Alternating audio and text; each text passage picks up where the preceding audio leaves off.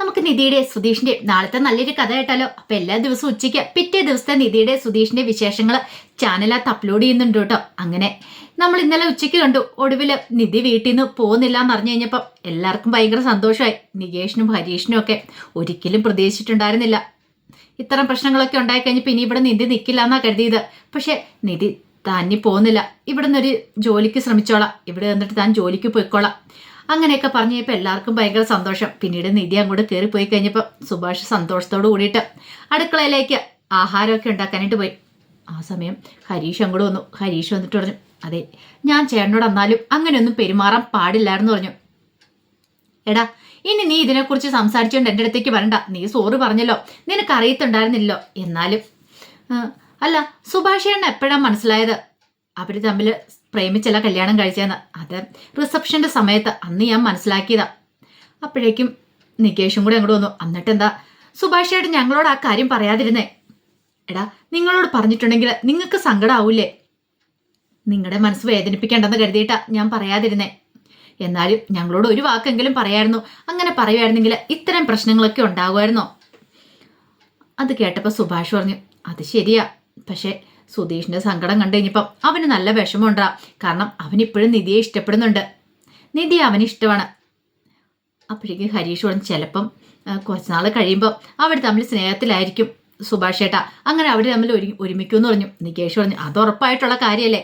ഇപ്പോഴത്തെ ഇതൊക്കെ മാറിയിട്ട് നിധി അടുത്ത് എന്താണെങ്കിലും സുധീഷ് ചേട്ടനെ സ്നേഹിക്കും, അവർ തമ്മിൽ നല്ലൊരു ജീവിതം ഉണ്ടാവും.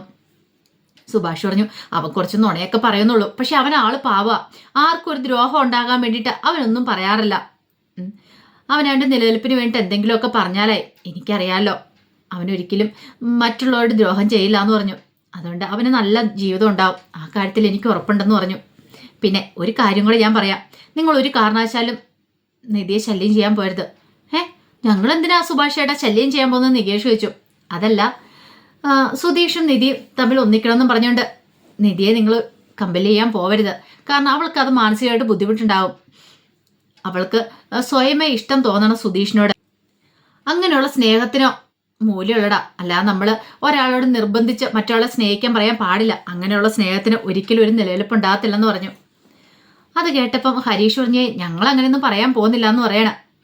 അപ്പോഴേക്കും നികേഷ് പറഞ്ഞു, അല്ല നിധി അടുത്ത് സ്നേഹിക്കും എന്നുള്ള കാര്യം ഉറപ്പാണോ? പിന്നല്ലാതെ. ആ സമയത്താണ് സുഭാഷ് ഒരു മാമ്പഴം ഇരിക്കുന്നുണ്ട്, നിങ്ങളിങ്ങ് നോക്ക്, കണ്ടോ ഈ മാമ്പഴം കണ്ടോ, ഇത് നല്ല പഴുത്തല്ലേന്ന് ചോദിച്ചു. അതെ, ഇത് മുറിക്കുകയാണെങ്കിൽ നല്ല രുചി ഉണ്ടായിരിക്കും എന്ന് പറഞ്ഞു.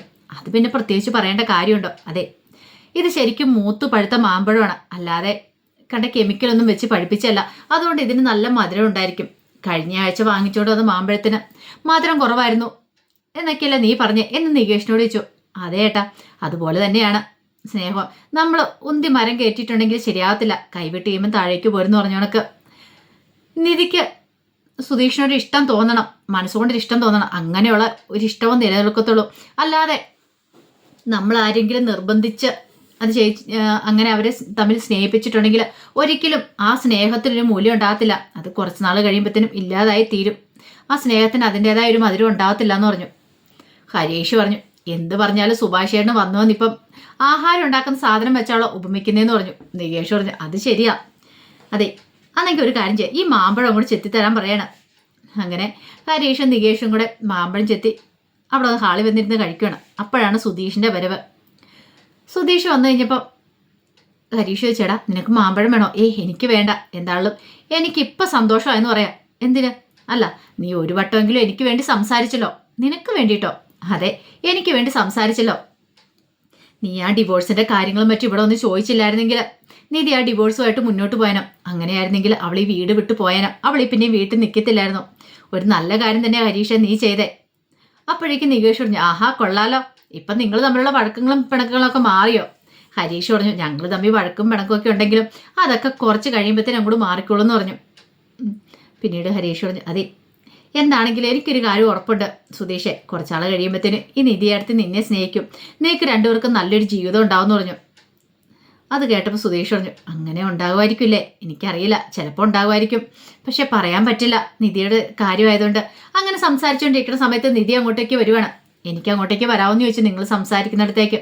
അതിനെന്താ, ഞങ്ങളിവിടെ വലിയ അന്താരാഷ്ട്ര കാര്യമൊന്നും പറയണില്ല, ധൈര്യമായിട്ട് ഏടത്തി അമ്മ ഇങ്ങോട്ടേക്ക് പോരാനായിട്ട് നികേഷ് പറഞ്ഞു. അങ്ങനെ നിധി സന്തോഷത്തോടു കൂടിയിട്ട് അവരുടെ അടുത്തേക്ക് വന്നു. അപ്പോഴേക്കും നികേഷ് പറഞ്ഞു, അതെ നിധിയടുത്തി ഒരു മാമ്പഴം എടുത്തോളാൻ പറയണേ. വേണ്ട, എനിക്ക് വേണ്ടാന്ന് പറയണേ. അതെ, എനിക്കൊരു കാര്യം സംസാരിക്കാനുണ്ടായിരുന്നു പറയണേ. അല്ല, നിങ്ങൾ എന്തേലും വലിയ കാര്യം ചർച്ച ചെയ്തുകൊണ്ടിരിക്കുവാണെങ്കിൽ എന്ത് കാര്യം ചർച്ച ചെയ്യാനായിട്ടാ? ഇവിടെ ഞങ്ങള് വലിയ വലിയ കാര്യങ്ങളൊന്നും ചർച്ച ചെയ്യുന്നില്ല എന്ന് പറഞ്ഞു. അത് കേട്ടപ്പോൾ നിധി പറഞ്ഞു, അല്ല എനിക്ക് തോന്നി എന്തൊക്കെയോ വലിയ കാര്യമായിട്ട് ചർച്ചയിലാണെന്ന്. അപ്പോഴേക്ക് സുധീഷ് പറഞ്ഞു, അതെ ഈ തിരുവനന്തപുരം മൊത്തം വിലയ്ക്ക് വാങ്ങിയാലോ എന്ന് ആലോചിക്കുക. അപ്പം എല്ലാവരുടെ അക്കൗണ്ടിൽ എത്ര രൂപയുണ്ടെന്നൊന്ന് ചെക്ക് ചെയ്യുമായിരുന്നു പറഞ്ഞു. നിധി പറഞ്ഞു, കളിയാക്കൊന്നും വേണ്ട, ഞാൻ കരുതി നിങ്ങൾ എന്തേലും കാര്യത്തെക്കുറിച്ച് സംസാരിക്കുമെന്ന്. അപ്പം അതിൻ്റെ ഇടയ്ക്കിലേക്ക് കയറുന്ന ശരിയല്ലല്ലോ എന്ന് കരുതിയിട്ടാ. ആ സമയം ഹരീഷ് പറഞ്ഞു, അല്ല നിധി അടുത്ത് വന്ന കാര്യം എന്താ വെച്ചാൽ പറ, എന്തോ ഒരു കാര്യം സംസാരിക്കാനുണ്ടെന്ന് മനസ്സിലായല്ലോ. അതെ, സുഭാഷേണ്ട കല്യാണമായിട്ട് ബന്ധപ്പെട്ടാന്ന് പറഞ്ഞു. കല്യാണോ? അതെ, സുഭാഷേണ്ട കല്യാണം നടത്തണ്ടേ? സുഭാഷേണ്ട ഇങ്ങനെ വിട്ടിട്ട് കാര്യമുണ്ടോ? അല്ല, ഇന്നാളൊരു ബ്രോക്കർ വന്നില്ലായിരുന്നു കല്യാണം പറഞ്ഞുകൊണ്ട്. അങ്ങനെയാണെങ്കിൽ ആ ബ്രോക്കറോട് ഒന്നുകൂടെ വരാൻ പറഞ്ഞിട്ട് നമുക്ക് സുഭാഷേട്ടൻ്റെ ആലോചന നോക്കിയാലോ എന്ന് പറഞ്ഞു. അത് കേട്ടപ്പോൾ നികേഷ് പറഞ്ഞു, ഇതൊക്കെ നടക്കുന്ന കാര്യമാണോ നിധിയടുത്തി? അതെന്താ? ഇതിനു മുമ്പ് ആ ബ്രോക്കർ എത്ര ആലോചന കൊണ്ടുവന്നാന്നറിയാവോ? എല്ലാം വരും, പോയി കാണും, അങ്ങനെ തിരിച്ചു വരും. പക്ഷേ എങ്കിൽ അവസാനം വരുമ്പോഴത്തേനും കല്യാണം നടക്കില്ല എന്ന് പറഞ്ഞു. അതെന്താ അങ്ങനെ? അതെന്താന്നറിയത്തില്ല. കുറച്ചെണ്ണത്തിനൊക്കെ സുഭാഷേട്ടനെ ഇഷ്ടപ്പെടും, പക്ഷെ കുറച്ചു പേർക്ക് സുഭാഷേട്ടനെ ഇഷ്ടപ്പെടത്തില്ല. അങ്ങനെ അങ്ങോട്ടും ഇങ്ങോട്ടും ഒക്കെ കുറെ പ്രശ്നങ്ങൾ. ഒടുവിൽ എല്ലാം സെറ്റായി വരുമ്പോൾ എന്തേലും ഒരു കാരണത്താൽ മുടങ്ങിപ്പോ. ഇവിടെ പെണ്ണുങ്ങളില്ലല്ലോ, അതാണല്ലോ ഒരു മെയിൻ പ്രശ്നം. ഇപ്പൊ ഏടത്തിയമ്മ വരുന്നതിന് മുമ്പ് പെട്ടെന്ന് നികേഷ് അത് പറഞ്ഞിട്ട് നിർത്തി. അല്ല, ഞാൻ അങ്ങനെയൊക്കെ വിളിക്കുന്നതിൽ പ്രശ്നമൊന്നും ഇല്ലോ അല്ലേ? അതെന്താടാ ഇപ്പൊ നിനക്ക് അങ്ങനെ തോന്നാനായിട്ട്? ഞങ്ങളെ വിളിച്ചോ? അല്ല, സുധീഷേന്റെ കൈ പിടിച്ചും കൂടി വന്നല്ലോ. എത്രയൊക്കെയെന്ന് പറഞ്ഞാലും സുധീഷേന്റെ ഭാര്യ എന്നല്ലേ ഇവിടെ നാട്ടിലെല്ലായിടത്തും അറിയപ്പെടുന്ന ഏടത്തിയമ്മ. ഏട്ടത്തിമീൻ ഇവിടെ ഉള്ളതുകൊണ്ട് ചിലപ്പോൾ കല്യാണം നടക്കുമായിരിക്കും. ഇത്രയും കാലം ഇവിടെ പെണ്ണുങ്ങളില്ലാന്ന് പറഞ്ഞുകൊണ്ടായിരുന്നു വരുന്ന ആലോചനയൊക്കെ മുടങ്ങിപ്പോയിക്കൊണ്ടിരുന്നേ. ആണുങ്ങൾ മാത്രമുള്ള വീട്ടിലേക്ക് പെൺകുട്ടികളെ പറഞ്ഞു വിടാനായിട്ട് അവരുടെ കാർന്നോമാർക്ക് തയ്യാറായിരുന്നില്ല പോലും. പക്ഷെ ഇനിയിപ്പോൾ ആ കാര്യത്തിൽ പേടിക്കണ്ടെന്ന് തോന്നേ. അപ്പോഴേക്കും നീതു പറഞ്ഞു, അങ്ങനെ ഒരു കാര്യം ചെയ്താലോ? ആ ബ്രോക്കറെ ബ്രോക്കറെ വിളിച്ചിട്ട് നല്ല ആലോചനയാണ് കൊണ്ടുവരാൻ പറ. സുധീഷ് പറഞ്ഞു, നല്ല കഥയായി. അയാൾ കൊണ്ടുവരുന്ന ആലോചനകളൊന്നും നടക്കുന്നില്ല എന്ന് പറഞ്ഞു. എത്ര എണ്ണം കണ്ട ഈ സമയത്തിനുള്ളിൽ സുധീഷേട്ടൻ, പക്ഷെ അല്ല സുഭാഷേട്ടൻ, പക്ഷെ ഒന്നും നടന്നില്ല എന്ന് പറഞ്ഞു. അത് കേട്ട് കഴിഞ്ഞപ്പം ഒരു നിമിഷം ആലോചിച്ചിട്ട് നീതി പറഞ്ഞു, അല്ല സുനിതയുടെ വീട്ടുകാർ സമ്മതിക്കുമായിരുന്നെങ്കിൽ ഒരു പക്ഷെ സുനിതയുമായിട്ട് സുഭാഷേന്റെ വിവാഹം നടന്നേനോ അല്ലേ? സുഭാഷേട്ടന് സുനിതേനെ ഭയങ്കര ഇഷ്ടമാണ്. അതെനിക്കിവിടെ വന്ന സമയം തൊട്ട് മനസ്സിലായതാന്ന് പറഞ്ഞു. നികേഷ് പറഞ്ഞു, പറഞ്ഞിട്ട് കാര്യമില്ലല്ലോ നിധിയടുത്തി, അവർക്ക് തമ്മിൽ ഇഷ്ടമെന്ന് പറഞ്ഞാലും വീട്ടുകാർ സമ്മതിക്കണ്ടേ? സുഭാഷേട്ടൻ പാവ, അതുപോലെ തന്നെ ഈ പറയുന്ന സുനന്ദേ പാവാന്ന് തോന്നേ. പക്ഷേങ്കിൽ ഇവിടേക്ക് വന്നിട്ടുണ്ടെങ്കിൽ എന്തൊക്കെ പ്രശ്നങ്ങളുണ്ടാവും എന്നറിയാലോ. അത് കേട്ടപ്പോൾ നിധി പറഞ്ഞു, അതൊക്കെ എനിക്കറിയാം, ഇനിയിപ്പോൾ അതിനെക്കുറിച്ച് പറഞ്ഞിട്ട് കാര്യമില്ല.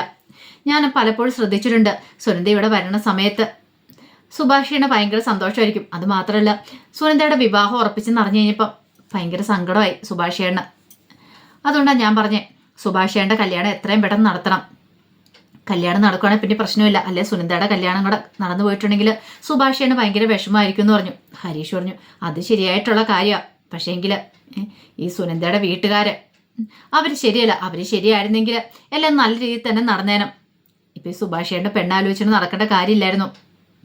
സുഭാഷേന് അത്ര ഇഷ്ടമുണ്ട്, അല്ലെങ്കിൽ അത്ര സ്നേഹമുള്ളതായിട്ടാണ് എപ്പോഴും ഇടയ്ക്കിടയ്ക്ക് സ്വന്തം ഇങ്ങോട്ട് വരുന്നത്. ഇനിയിപ്പം സുഭാഷേന് ഒരു പെണ്ണ് കാണാൻ പോയെന്ന് വെച്ചോ, ഭയങ്കര ടെൻഷനായിരിക്കും സുനന്ദയ്ക്ക്. പിന്നെ വൈകുന്നേരം വന്ന് ഇഷ്ടമാണോ ഇഷ്ടപ്പെട്ടോ അങ്ങനെയൊക്കെ ചോദിക്കും. ഇഷ്ടപ്പെട്ടില്ല അല്ലെങ്കിൽ കല്യാണം നടക്കില്ല എന്ന് അറിഞ്ഞു കഴിയുമ്പോഴാണ് സുനന്ദയുടെ മുഖത്തൊരു ചിരി ഉണ്ടാകുന്നത്. അതുവരെ ഭയങ്കര ടെൻഷനായിരിക്കും എന്ന് പറഞ്ഞു. അത് കേട്ടപ്പോൾ നിധി പറഞ്ഞു, അത് എന്തുകൊണ്ടാണ്? സുനന്ദയ്ക്ക് സുഭാഷേനെ ഇഷ്ടമുള്ളതുകൊണ്ടാണ്. സുധീഷ് പറഞ്ഞു, ഇനിയിപ്പോൾ ആ ഇഷ്ടത്തെക്കുറിച്ചൊന്നും പറഞ്ഞിട്ട് കാര്യമില്ല, അതൊന്നും നടക്കാൻ പോകുന്ന കാര്യമല്ലോ, വേറെ കല്യാണം ആലോചിക്കണമെന്ന് പറഞ്ഞു. അപ്പോഴേക്കും നിധി പറഞ്ഞു, ഒരു കാര്യം ചെയ്യാം, എൻ്റെ കുറേ ഫ്രണ്ട്സും അതുപോലെ തന്നെ പിന്നെ എൻ്റെ കസിൻസൊക്കെ കല്യാണം കഴിച്ച ഈ മാട്രിമോണിയിൽ പരസ്യം കൊടുത്തിട്ടാ ഒരു കാര്യം ചെയ്താലോ, നമുക്ക് സുഭാഷേന് വേണ്ടിയിട്ട് അങ്ങനെ ഒന്ന് ആലോചിച്ചാലോ എന്ന് ചോദിച്ചു. മാട്രിമോണിയിലോ? അതേന്നെ, സുഭാഷേൻ്റെ പേരിൽ ഒരു ID ക്രിയേറ്റ് ചെയ്തിട്ട് സുഭാഷേൻ്റെ ഡീറ്റെയിൽസും കാര്യങ്ങളൊക്കെ നമുക്ക് അതിനകത്ത് സേവ് ചെയ്യാം. അപ്പം പിന്നെ ആലോചനകൾ ഇങ്ങോട്ടേക്ക് വന്നോളൂ എന്ന് പറയാണ്. നമ്മൾ അതിനുള്ള പേയ്മെൻറ്റും കാര്യങ്ങളൊക്കെ അടച്ചാൽ മതി എന്ന് പറഞ്ഞു. അത് കേട്ടപ്പോൾ അവർക്കൊരു നല്ല ഐഡിയ എന്ന് തോന്നി.